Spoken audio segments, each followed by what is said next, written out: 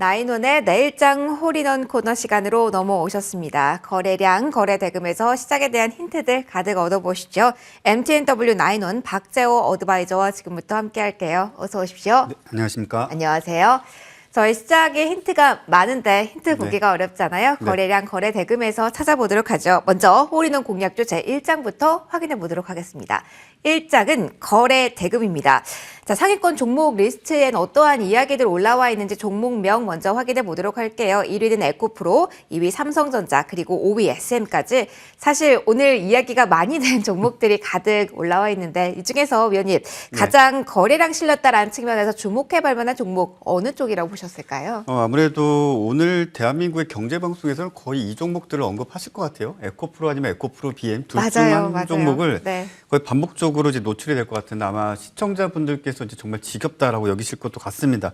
좀 다른 측면에서 좀 말씀을 드리도록 하겠고요. 자, 그럼 에코프로 BM을 일단은 전체적으로 놓고 봤을 때 양극재 중에서 그래도 그나마 괄목해 볼 만한 그리고 실적과 성장성이 계속 유지되고 있는 종목이기에 일단 에코프로 BM을 좀 보도록 하겠고요. 자, 에코프로 BM은 좀 오늘장 기준으로 했을 때 약 한 5천억 원 정도의 거래 대금이 유지가 되었습니다. 일단 조 단위까지는 가지 않았는데 사실 근래 들어가지고 또 전년도 비교했을 때도 사실상 거래 대금이 가장 많이 발생한 시점이다라고 좀 말씀드릴 수가 있겠고요. 사실 에코프로가 아니라 왜 에코프로 BM을 보겠는가? 일단 지주사 같은 경우에는 뭐 조금은 아이러니컬할 수 있겠지만 에코프로 BM의 어떤 실적이 전가되는 부분들이 있기 때문에 일단 실제 양극재를 생산하고 있는 이 에코프로 BM을 조금 더 주목해 보시면 좋지 않겠는가라는 측면에서 좀 말씀을 드리겠고요. 이미 언론에도 다 알려져 있다시피 사상 최대 매출을 기록을 하고 있습니다. 사상 최대 매출을 기록한다라는 것은 지금 현재 전년도 그리고 그 전년도에 지금 현재 거의 한 2조, 3조 가까이 되는 매 건마다의 어떤 수주 잔고를 계속 좀 처리해내고 있다는 것이고 올해 약 한 2분기 이후로는 신규로 일단 수주 가능성도 충분히 있다라는 가능성을 열어두실 필요가 있다라고 좀 말씀을 드리겠고요. 아무래도 에코프로 BM 같은 경우 여러 가지 측면에서 우리가 좀 생각을 해볼 수가 있겠습니다.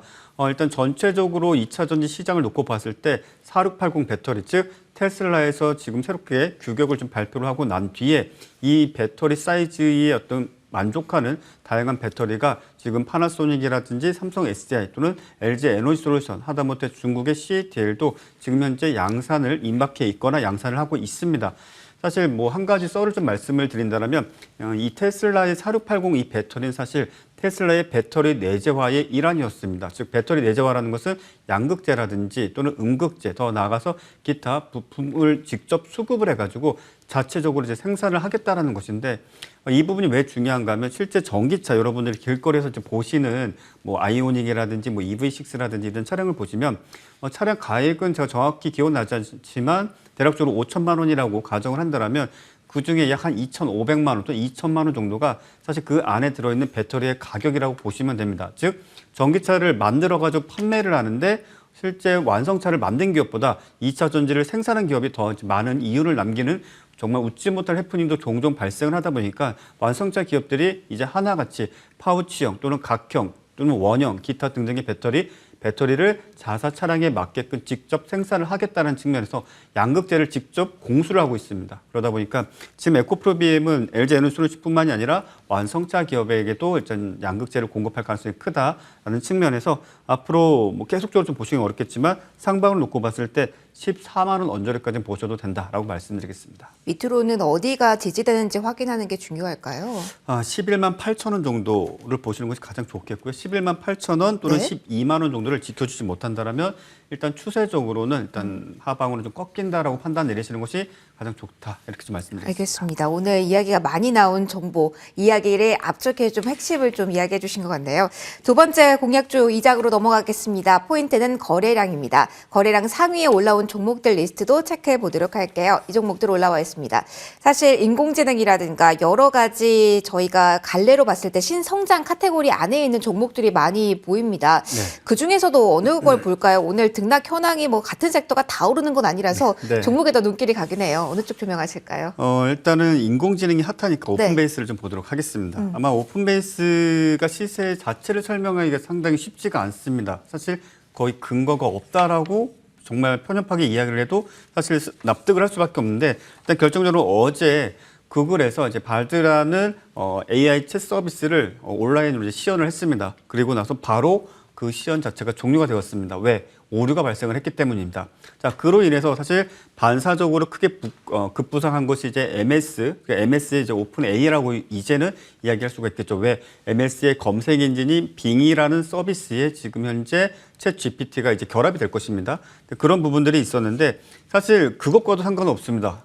오픈베이스는 MS와도 상관은 없는데 굳이 따진다라면 뭐 한 0.1% 정도의 관련성은 있을지 모르겠지만 실제적으로 없습니다. 이게 어디까지 간 거냐면은 중국의 바이두 또는 이제 알리바바가 자체적으로 AI 챗 서비스를 지금 현재 개발하고 있는데 아주 극초기 상태입니다. 그런데 그 뉴스가 언론을 타면서 또 그것과 관련된 오픈베이스가 과거에 알리바바와 관련된 어떤 업무 협약, 알리바바의 자회사의 업무 협약을 맺었었다라는 이슈가 또 부각이 됐습니다. 그러다 보니까 거래가 몰리고 또 그것이 일종의 시세를 좀 강하게 만든 그런 어떤 성향이고 실제 오픈베이스는 AI와 관련된 부분들에 있어서 특화된 어떤 사업 분야라든지 어떤 기술을 보유하고 있지 않기 때문에 철저히 테마주 관점에서 좀 보실 필요가 있다라고 말씀을 드리겠고요.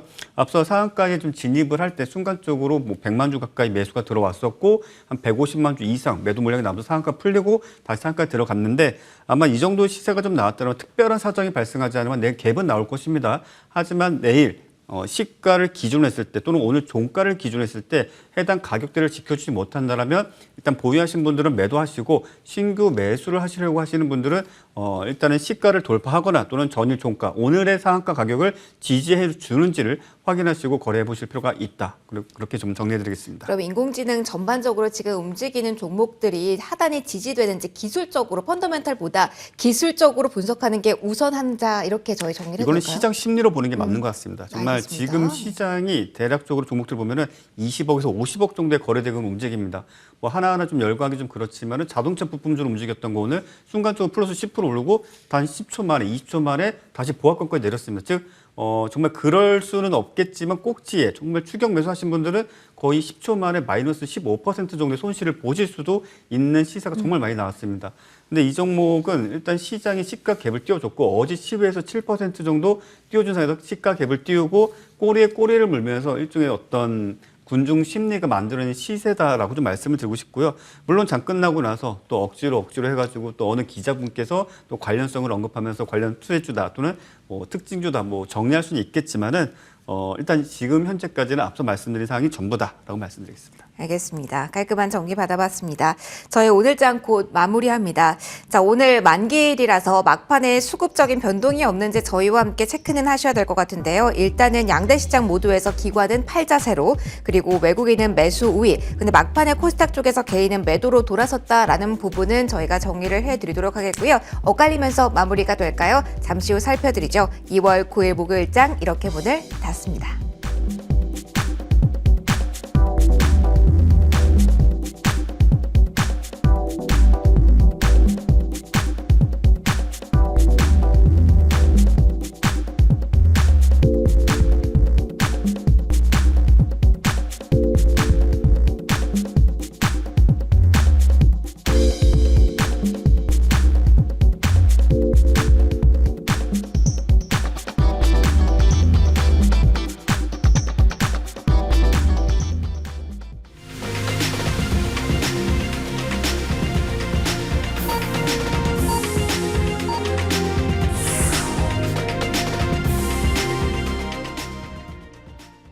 네, 오늘 하루도 이렇게 마무리가 됐습니다. 그래도 큰 흔들림 없이 미국장이 하락세를 보여서 우리 이렇게 쉬어가는 걸까에 대한 우려를 오전장에 많이 하셨을 텐데 이 우려를 딛고 그래도 양대 지수 모두 시가 대비로는 올라오면서 마무리가 된 것으로 보입니다. 향방은 조금 위로 아래로 엇갈리겠지만 그래도 선전했던 하루 이렇게 정리를 할 수가 있을 것 같은데요.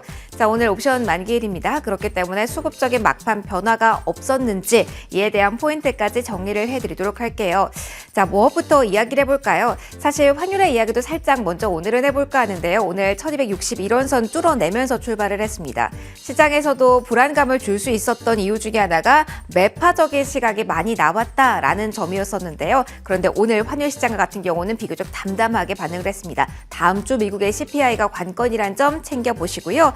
그래도 지금 시초가 부근에서 1260원 선 공방전 치열했던 것으로 큰 변화 없이 1260원 선에 마무리가 됐다는 점 일단 환율 체크해 드릴게요.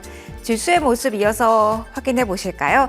오늘 코스피와 같은 경우는 하락으로 마무리가 됐습니다만 제가 말씀드렸다시피 시가 대비론 선전한 하루였습니다. 2481선에 마무리가 된 모습이고요. 코스닥은 보다 더 강하게 탄력을 만들어내면서 장중 고점 부근에 마무리가 됩니다. 784선에 오늘 종가 형성했다는 점 챙겨드리고요. 2차 전지 소재 대장주격 종목들이 계속해서 랠리를 펼치면서 오늘 그리고 컨텐츠 내에서의 실적도 우호적으로 소화가 되면서 긍정적인 흐름이 견지됐다. 이렇게 볼 수가 있겠네요. 자, 수급 이어서 살펴볼게요. 먼저 코스피 쪽에서의 흐름 보시면은요. 큰 변동 오늘은 없습니다. 조용한 만기일이라고 표현해도 되지 않을까 싶은데요. 일단 외국인 장 초반에 매도 왔다 갔다 하다가 매수로 결국은 자리를 잡았습니다. 1,000억 원 넘는 매수 우위인데요. IT 업종과 함께 오늘은 화학 업종도 상당히 많이 샀다라는 점 일단 포인트로 기억을 해주시고요. 기관은 골고루 팔긴 했습니다만 특히 이 매도 주체가 금융투자로 계속 이어져 나오고 있다는 점, 그런데 연기금 방어에 나선 그 순간에 이 정도의 매물이라는 점 챙겨보셔야겠네요. 개인은 사자세였습니다. 코스닥 보시죠. 막판에 조금 개인이 매도를 좀 돌아선 모습이었는데요. 결국 매도 우위였네요. 개인은 매도 우위로, 기관 쪽에서도 매도로, 그리고 외국인 쪽에서 상당히 많이 사면서 오늘 마무리가 됐습니다. 여기서도 장 초반에는 외국인 매도가 좀 많이 잡혔거든요. 그런데 결국 양대 시장 모두에서 외국인은 사자세를 보였다. 이렇게 수급 상황, 조용한 만기일, 이렇게 일단은 수급상 지금은 보입니다. 자, 머니맵을 통해서 시장의 전반적인 그림도 그려보도록 하겠습니다. 오늘은 시장이 코스피가 약간 주춤했잖아요. 반도체 투톱이 좀 조용했고요. 그리고 셀 업체들도 그렇게 큰 탄력을 가져다 주진 않았습니다. 막판에 좀 변화가 있다면 SK 하이닉스 같은 경우가 저점 부분이 좀 많이 올라오면서 마무리가 됐다. 이 정도 짚어드릴 수가 있을 것 같고요. 사실 SK 이노베이션과 같은 경우는 실적 발표 이후에 SK 오늘 흑전 시기가 조금 더 뒤로 미뤄졌다라는 이야기 나오면서 많이 흘러내렸잖아요. 오늘은 다시 한번 크게 오름세가 확인이 된 가운데 2%대 플러스였습니다. 앞서 저희 점검해봤던 에코프로뱅크 같은 경우는 7%나 오르는 모습이었고요. 포스코 케미칼도 7% 상승이었습니다.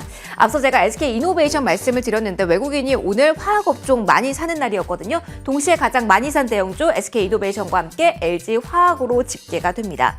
자, 그리고 막판 변동 딱 하나 더 볼게요. 카카오와 같은 경우는 2.6% 플러스로 마무리가 됐습니다.